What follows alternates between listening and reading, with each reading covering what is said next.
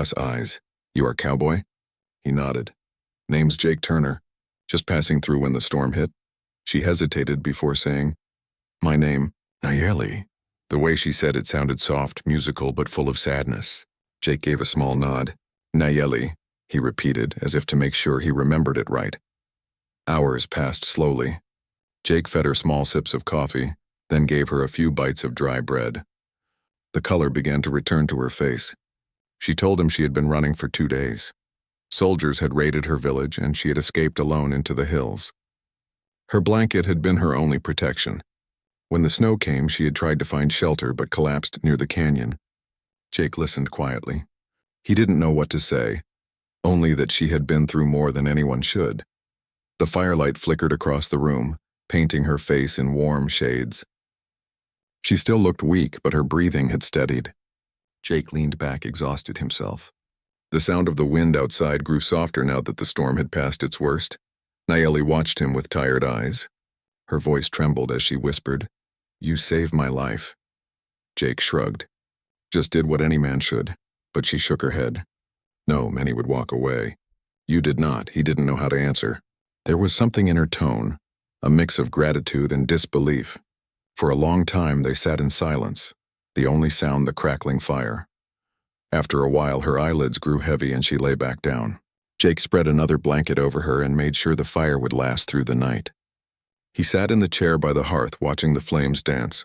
For the first time in years he didn't feel alone. Outside the snow kept falling softly.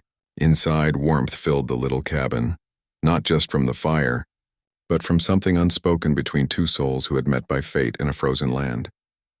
Nayeli murmured in her sleep, her voice barely above a whisper. Don't leave me, please.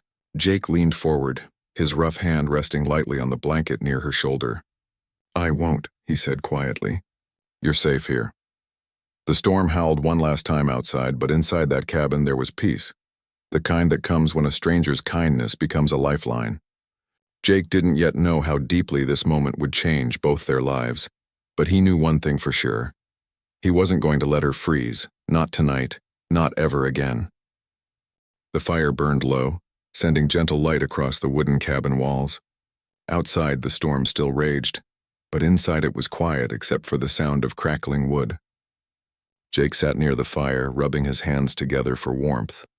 The Apache woman, Nayeli, was wrapped in his thick blanket, her breathing slow and steady now. He watched her carefully. Her skin, once pale and frozen, had color again. Every now and then she stirred as if waking from a nightmare, whispering words he couldn't understand. He poured more coffee into a tin cup and took a slow sip. He was tired, but he couldn't rest. Something about this woman made him uneasy, not because he feared her, but because he felt a strange pull toward her. He had helped many people before, travelers stuck on the trail, injured ranch hands, even drifters, but this was different. This woman had appeared like a ghost from the snow, and somehow he felt her presence would change his life. When the first light of dawn broke through the small window, Jake stood and added more wood to the fire. The storm was easing now. The world outside was still white and quiet. He turned when he heard a soft sound. Nayeli was awake, sitting up slowly. Her eyes searched the room as if she had forgotten where she was. You're safe, Jake said gently. You're in my cabin. The storm's passing. Her gaze met his, and for a moment she didn't speak. Then in a weak voice she said, You helped me, Jake nodded. You'd have frozen out there. She looked down at her hands, still wrapped in his coat sleeves. Why, she asked softly. Why you help me? You not know me, Jake smiled faintly. Didn't have to. You were in trouble. That's enough reason.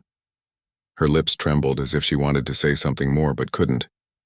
She looked around the cabin, the rough walls, the table, the pile of firewood, and then back at him. This your home? Not really, he replied. Just a place I use when I ride through this land. My real home's south near the river. She nodded slowly. Then she said almost to herself, I thought I'd die last night. You almost did, Jake said quietly. But you didn't, you're a strong woman. Nayeli smiled weakly, the first hint of warmth he'd seen in her face. I was strong before, but cold take everything. My people say winter spirit tests heart. He didn't know what to say to that, so he just nodded again. He poured her a cup of coffee and handed it to her carefully. She sipped it and coughed, not used to the bitterness, but after a moment she drank more, and the warmth returned to her cheeks.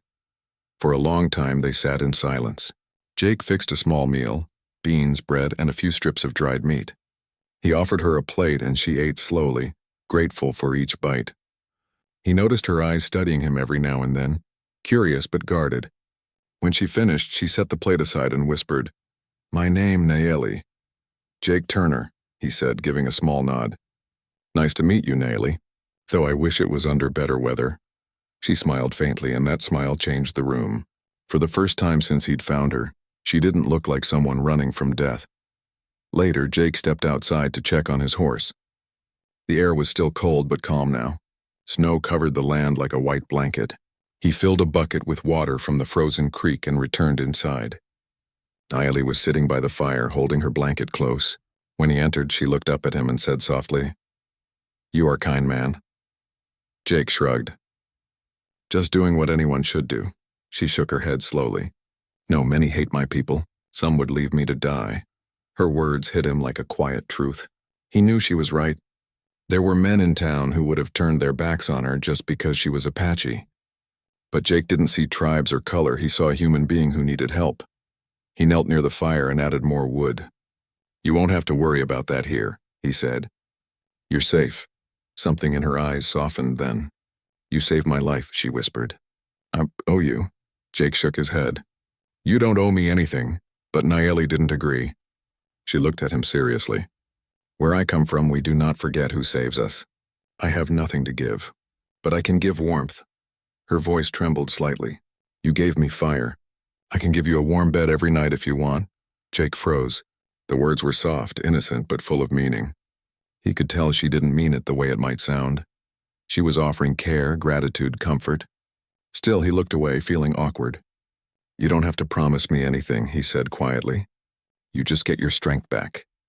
Nayeli watched him for a moment, her eyes calm but filled with emotion. "You lonely man?" she said softly. "I see it in your eyes." "Like me." Jake tried to smile, but her words cut deeper than she knew. He had been alone for many years, ever since his family died of fever. The silence of the prairie had been his only companion. Maybe she saw through him more easily than he expected. As the day passed, Nayeli began to recover her strength. She helped him tidy the cabin, though he told her to rest. Her movements were slow but graceful. She swept the floor, folded blankets, and even offered to cook, though he insisted on handling the fire himself. He found himself watching her more than he wanted to admit. There was something peaceful about the way she moved, as if she brought a calm spirit with her. When night came, the storm outside was gone completely. The sky was full of stars, and the moonlight shone on the snow. Jake stood by the window looking out when he heard her speak behind him. "Your heart is kind," Nayeli said softly.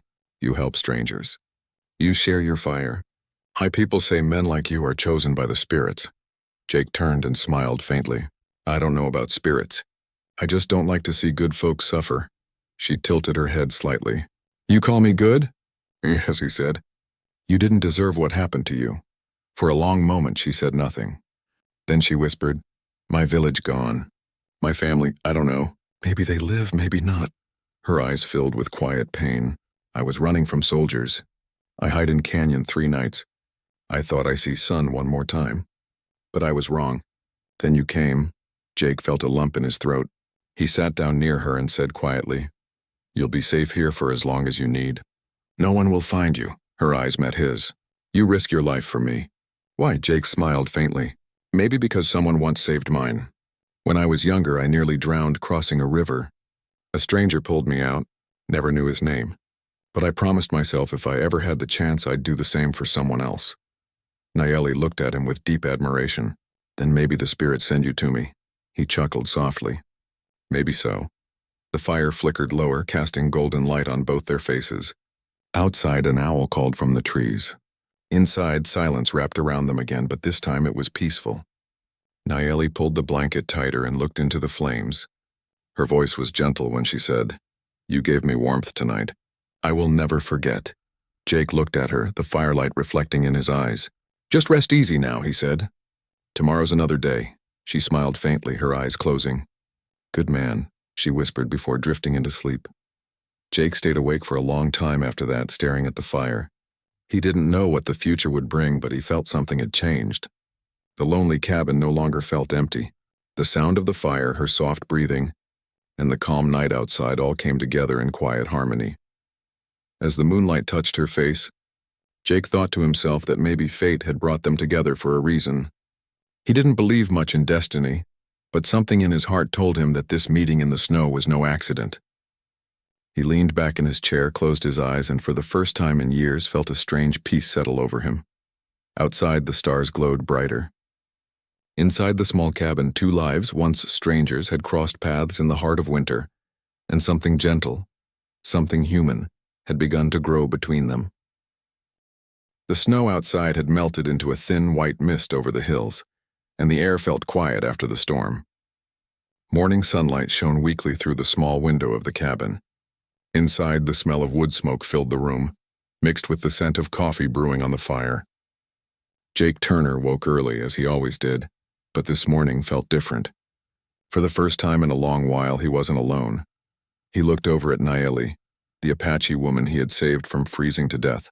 She was still asleep, wrapped in his thick blanket, her dark hair spilling across the pillow. Her face looked peaceful now, no longer pale and trembling from the cold. She looked strong, though there was still a quiet sadness in the way she breathed, as if her spirit carried heavy memories. Jake stood quietly, not wanting to wake her, and went outside. The world was bright and still. His horse pawed at the snow, looking for grass beneath the thin crust of ice. He patted the animal's neck and whispered softly, "We made it, boy. She's alive." He fed the horse, then gathered firewood stacked by the cabin wall. His boots crunched against the snow and his breath came out in white clouds. When he came back inside, Nayeli was awake, sitting near the fire. She smiled faintly when she saw him. "You work early," she said in her soft voice. He smiled back. "Habit. Cowboys don't sleep much when there's work to do." She nodded slowly. "You work alone?" "Mostly," he said, setting the wood beside the fire. "Ain't got much family left, just me and the land." Nayeli looked into the fire. "Alone is hard," she said quietly. "Even fire dies when left alone." Jake paused, surprised by her words. There was wisdom in her voice, deep and simple. "Yeah," he said finally. "You're right about that." He handed her a tin cup of warm coffee. She took it carefully, both hands around it, letting the steam touch her face. "Thank you," she whispered. They ate breakfast together, beans and bread again, but it felt like a feast after days of cold and hunger. Nayeli ate slowly, her manners graceful. She told him more about her tribe, how they lived near the river and hunted deer in the summer. She spoke about her father, who had been a proud warrior, and her mother, who made beautiful beadwork. Her eyes glowed softly as she remembered them, then dimmed when she said, "I don't know if they still live. Soldiers come. People run. I run too." Jake listened quietly. "You did what you had to," he said. "You're alive. That means something." She nodded but didn't answer. Instead, she looked at him thoughtfully. "You have sadness too," she said softly. "I see it in your eyes." Jake gave a small laugh. "You see too much, Nayeli." She smiled gently. "I see what heart knows." Her words struck something deep in him. He hadn't talked to anyone like this in years. Most folks spoke of cattle prices or weather or trouble in town, but Nayeli spoke with quiet truth, and it made him feel seen in a way he wasn't used to. As the day passed, the two of them worked together to make the cabin more comfortable. Jake chopped more wood while Nayeli swept the floor, cleaned the pots, and hung blankets near the fire to dry. Every movement she made was careful and calm, as if she was used to living close to the earth and respecting every small thing. When Jake brought in water from the stream, he saw her sitting by the window, staring out at the trees. "You okay?" he asked. She nodded. "Yes, just listening." "The wind here sounds different, soft, not angry." He smiled. "That's because the storm's gone." She turned to him with a faint smile. "Maybe Storm and Heart gone too." Jake felt something warm stir in his chest. There was peace in her presence, and he didn't want it to end. That evening, they sat near the fire again. Jake repaired an old saddle strap while Nayeli braided a piece of leather cord she had found. The sound of the fire filled the silence between them. Finally, she said, "When you find me in snow, I think I die. I see you, I think you spirit." Jake chuckled. "A spirit? Never been called that before." She smiled shyly. "You saved me when no one else would." To me, you spirit of warmth, he didn't know what to say. No one had ever spoken about him that way. For years, he'd been just a quiet cowboy living with his loneliness. But now, hearing her say that, he felt something new, something like hope. Later, when the wind outside began to rise again, Nayeli moved closer to the fire. Her voice was soft when she said, "I want to thank you." "You already did," Jake said. She shook her head. "Not enough. I don't know your world. I don't know your ways. But I know when someone gives me life, I must give something back." Jake looked at her kindly. "You don't owe me anything, Nayeli. You just focus on healing. That's thanks enough." She lowered her eyes. "You give me warmth that night. I say before I give you warmth too. I keep my word." Jake looked into her eyes and saw nothing but sincerity. She meant her promise not as a trade, but as gratitude, as a wish to bring comfort to someone who had shown her mercy. He nodded slowly. "All right," he said gently. "Then just stay safe. That's the only warmth I need." The days turned into a calm routine. Jake would ride out a short distance to check on his scattered cattle, while Nayeli stayed behind, cooking and keeping the fire going. When he returned, she would have food ready, and they would share it quietly. Sometimes she laughed, soft, musical, and light, and Jake found himself laughing too. As the snow melted more each day, the world outside began to change. Birds returned to the trees and small streams ran down from the hills. The land smelled of pine and wet earth. Jake noticed how Nayeli's face changed too. Color came back to her cheeks. Her hair shone in the firelight and her eyes no longer looked haunted. One night, as they sat by the fire, she told him more about her beliefs. "We say everything has spirit," she explained. "Fire, tree, river, even snow. Fire can hurt, but it can also save. Like people," Jake nodded. "Guess that's true. Fire and folks are both dangerous if you don't treat 'em right." She smiled. "You treat both kind," he chuckled. "I just try to do what's right. Maybe that's why fire likes you," she said softly. Jake didn't answer right away. He looked at her, her face glowing in the soft light of the fire, and felt something deep inside shift, something gentle and unfamiliar. He had built his life on silence and distance, but now he didn't want distance anymore. Before going to sleep, Nayeli said quietly, "When snow melt, I must choose. Maybe I go find my people, or maybe I stay." Jake looked at her carefully. "You don't have to decide yet. The land's still cold. Take your time." She nodded, though her eyes lingered on him a little longer than before. "Maybe," she said softly. "My heart already choose." Jake didn't ask what she meant. He didn't need to. He felt it too, the quiet bond that had grown between them in the storm's shadow. That night, as the moonlight poured through the window and the fire burned steady, Jake lay awake listening to the soft rhythm of Nayeli's breathing. He thought about how life could change in a single moment. One night of kindness had brought a stranger into his life, but now she wasn't a stranger anymore. He closed his eyes and smiled faintly. Outside, the snow melted, drop by drop, and inside, the frozen parts of two lonely hearts began to thaw the same way, slowly, quietly, but surely. Days passed gently, and the air around the cabin grew warmer as winter slowly gave way to spring. The snow that once covered everything began to melt into small streams running down the hillside. The trees started to show the first signs of green, and birds returned, their songs filling the quiet mornings. For Jake Turner, the change in weather brought more than sunshine. It brought peace he hadn't felt in years. Every morning he would step outside with his hat pulled low and breathe in the clean mountain air. Inside, Nayeli would already be awake, sitting near the fire with her long dark hair falling over her shoulders, weaving bits of leather or cleaning the cabin. The woman he had rescued from the storm no longer looked fragile. There was strength in her now, steady, calm, and graceful. One morning, as he fixed the saddle on his horse, she came outside carrying a small wooden bowl of water for the animal. "He's strong," she said, stroking the horse's neck. Jake smiled. "Yeah, old Buck's been through more winters than I can count." She watched the horse drink, then looked at Jake. "You take care of animals like you take care of people," she said softly. He chuckled. "Guess I just don't like to see anything go hungry or cold." Nayeli looked at him with kind eyes. "That is why you have gentle heart." He didn't answer right away. Compliments always made him uneasy, but hearing them from her carried warmth that stayed with him all day. After breakfast, Jake planned to ride to the next valley to check on some of his missing cattle. He saddled up and looked back at Nayeli standing by the doorway. She had wrapped a light shawl over her shoulders and her eyes were worried. "Be careful," she said. He gave her a small smile. "Always am." "I wait for you," she replied. Her voice was simple but full of meaning, and Jake felt something tighten in his chest as he rode away. The day was long. The melted snow had turned the trails muddy, and he found one of his cows stuck near a fallen tree. It took hours to pull the animal free. By the time he turned back, the sky had darkened with clouds again. He hurried his horse through the forest, and when the cabin came into view, the sight of its smoke curling into the air brought a strange comfort to him.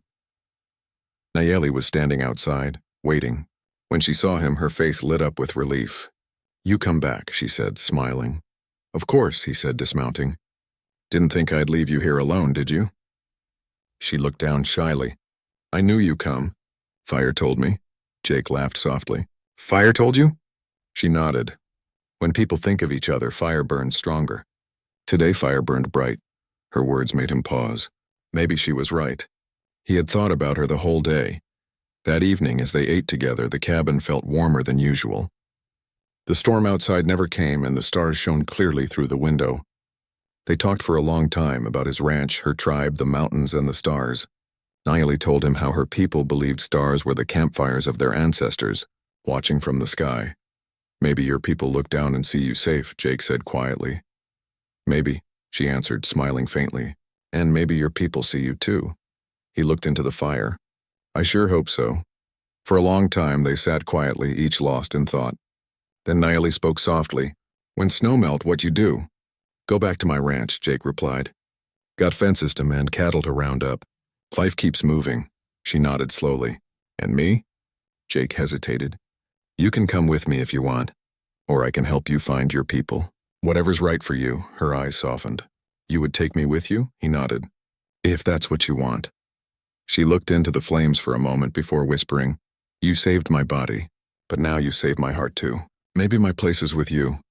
Jake said nothing, but the quiet between them was full of feeling. He knew she meant it. The days that followed were peaceful.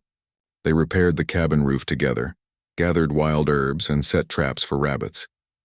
Sometimes Jake would catch himself watching her without realizing it. How she smiled when the fire crackled, how she hummed when she cooked. There was a calmness about her that filled the space like sunlight. One afternoon, as they worked near the stream, Nayeli suddenly stopped and looked into the distance. "Riders," she said, her voice tense. Jake turned.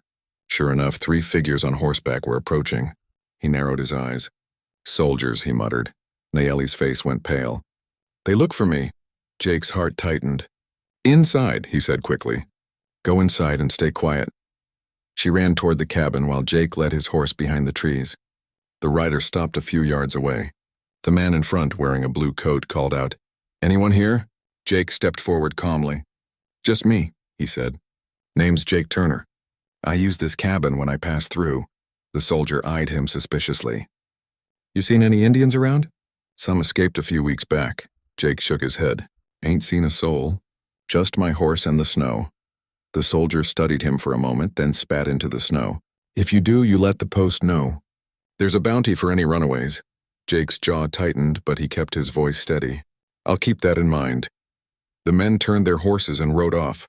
Jake stood still until they disappeared into the hills, then rushed back inside. Nayeli was crouched behind the door, shaking. "They gone," he said softly. She looked up, tears in her eyes. "They kill my brother. If they find me, they take me too." Jake knelt beside her. "They won't. I won't let them." She looked at him as if trying to believe it. "You risk life for me again," she whispered.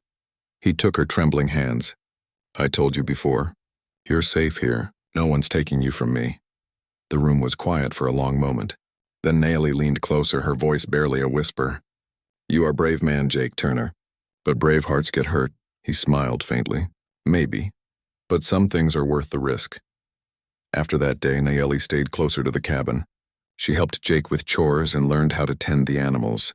In return, she taught him words from her language and showed him how to listen to the wind, how to read signs in the forest. They shared laughter, stories, and quiet moments by the fire that felt like they belonged to no one but them. One night, as the fire burned low, Nayeli spoke softly. When I was little, my mother say hearts are like two rivers. When they meet, they never part again. Jake looked at her for a long moment. Maybe she was right. She smiled shyly, her eyes bright in the firelight. Maybe now my river find its path. He reached out and gently took her hand. Then maybe mine did too. The fire popped softly, and outside the night was peaceful. The world was still full of danger and fear. But inside that small cabin, two lonely souls had found a home in each other's warmth. Jake knew life wouldn't be easy. He knew soldiers might return and the world outside might never understand. But none of that mattered now. The woman he had found half frozen in the snow was no longer just a stranger. She was part of his life, part of his story. As the fire flickered and the wind whispered through the pines, Jake looked at Nayeli and said quietly, "You'll never have to freeze again, not while I'm here." And she smiled, her eyes soft and full of peace. "Then I am home." The days grew longer and brighter as spring slowly turned to early summer. The hills around the cabin turned green, and the stream beside it ran clear and strong. The sound of running water and birds filled the air. Life seemed peaceful again, but deep in Jake Turner's mind a small worry still stayed. The soldiers who had ridden past weeks ago might return, and if they did, they would ask more questions. Every morning, Jake worked in the field behind the cabin, fixing fences and clearing old branches. Nayeli often joined him, bringing water or helping carry tools.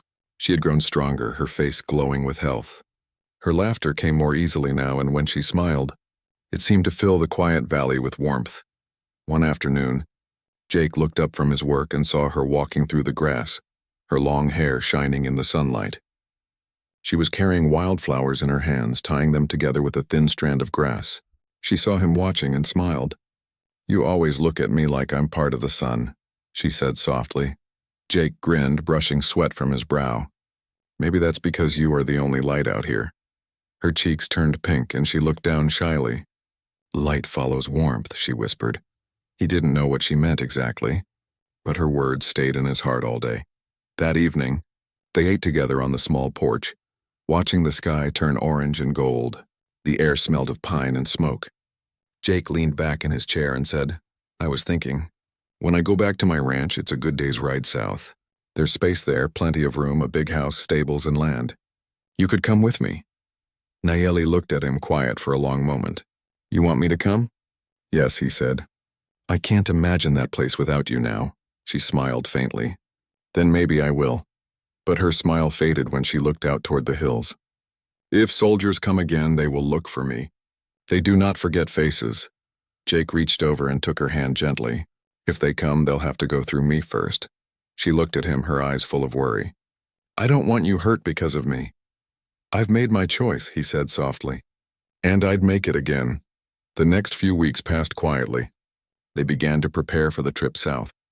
Jake repaired his wagon and made sure the horse was ready for the long ride.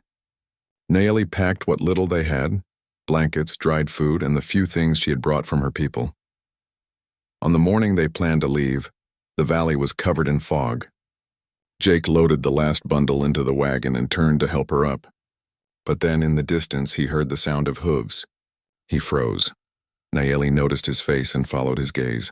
3 riders appeared through the mist, soldiers again. Jake's heart pounded. "Get inside," he said quickly. She shook her head. "No, if I hide, they will search harder." The soldiers stopped a few yards away.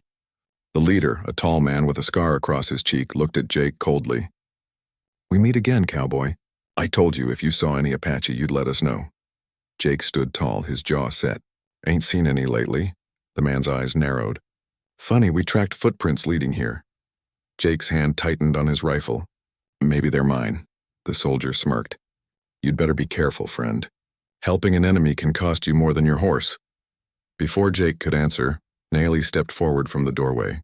"Enough," she said calmly. The soldiers turned. The leader sneered. "There she is. Thought you could hide forever, didn't you?" Jake moved in front of her. "She's under my protection," he said firmly. "Not anymore," the man replied. "Step aside." Jake didn't move. "You'll have to go through me first." For a moment, no one spoke. The air felt tight, full of danger. Then from behind the soldiers, another rider appeared, an older man with a wide-brimmed hat and a silver star on his chest. He was the local sheriff, one Jake had known for years. "Hold up." the sheriff said, raising his hand. What's going on here? The soldier pointed at Nayeli. That woman's an Apache fugitive. Orders say we bring her in. The sheriff looked from the soldier to Jake. You got proof of that? The soldier frowned. She's one of them. That's proof enough. The sheriff shook his head slowly. Not in my county, it ain't. You got papers? The soldier hesitated, then muttered. We don't need papers. Well, then you don't need to be here, the sheriff said firmly. This man's a citizen and this woman's under his care. If you want to take her, you'll do it through proper law.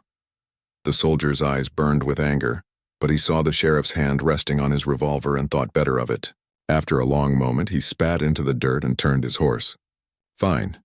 But you haven't heard the last of this. The men rode off without another word. Jake let out a long breath he hadn't realized he was holding. Nayeli turned to the sheriff, her eyes full of gratitude. Thank you, she said quietly. He tipped his hat. Don't thank me, ma'am. Thank Jake, he's got more courage than most. Then he looked at Jake. You be careful, friend. The world's changing, but not fast enough. After the sheriff left, the valley was quiet again. Nayeli turned to Jake, tears in her eyes. You risked everything, Jake smiled softly. You're worth it. She reached up and touched his face gently. I never thought I would find peace again. But you gave it to me. He took her hands in his. You gave it to me too. The next morning they set out before sunrise. The wagon rolled slowly through the mist, the wheels crunching softly over the damp ground.